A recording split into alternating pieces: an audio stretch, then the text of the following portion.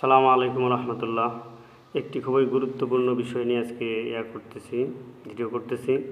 সেটা হলো আমাদের বাংলাদেশের সর্বোচ্চ আইনসভা বা পার্লামেন্ট, যেটাকে সংসদ বলে।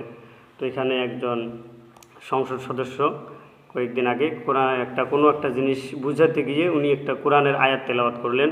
সূরাতুল বাকারার 42 নম্বর আয়াত, ওয়ালা তালবিসুল হাক্কা বিল বাতিলি ওয়া তাকতুমুল হাক্কা ওয়া আনতুম তা'লামুন। তো এই আয়াতটি তেলাওয়াত করতে গিয়ে উনি একটি শাব্দিক ভুল করে ফেলে। সেটা হলো উনি তাকতুমুলের জায়গায় তাকমুতুল এরকম একটা বলেছিল। তো সবথেকে বড় যে আলোচ্য বিষয় সেটা হলো এটা নিয়ে আমরা অনেক সময় বা অনেক মানুষ দেখি ট্রোল করতেছে, বিভিন্ন ধরনের করতেছে, হাসি আসা বা এরকম করতেছে। আসলে এটা কি আসলে কোনো ট্রোল করার বিষয়? এটি নিয়ে কি ট্রোল করা আমাদের জন্য উচিত?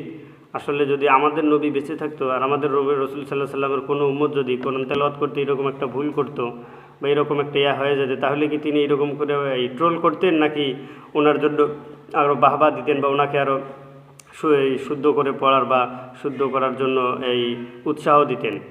কিন্তু আমরা এই বিষয়টা ভুলে আমাদের রসুলের দায়িত্বকে অবহেলা করে বা নর্মাল মনে করে সব কিছুতেই আমরা বর্তমান ট্রোল করতেছি। তো সুতরাং আমাদের একটা জিনিস মাথায় রাখতে হবে যে কোনো কাউকে বিষয়, একজন জেনারেল মানুষ হিসেবে একটা কোরআনের আয়াত তেলাওয়াত করছে সংসদের মধ্যে, মহান সংসদে, তো এটা তো অনেক ভালো বিষয়, এটা তো খুবই সুন্দর বিষয়। তো এরকম করে যদি ট্রোল করা শুরু করে দেয়, তাহলে তো সংসদের মধ্যে অন্য কেউ কোরআনের আয়াত দিয়ে কোনো একটা উদাহরণ বা কোনো একটা উপমা দিতে, কোরআনের আয়াত কোনো বাস্তবায়ন করতে কেউ তো আর এরকম করে সাহস পাবে না বা লজ্জাবোধ করবে আগের থেকেই। সুতরাং এরকম বিষয়গুলো নিয়ে ট্রোল করার কিচ্ছু নাই।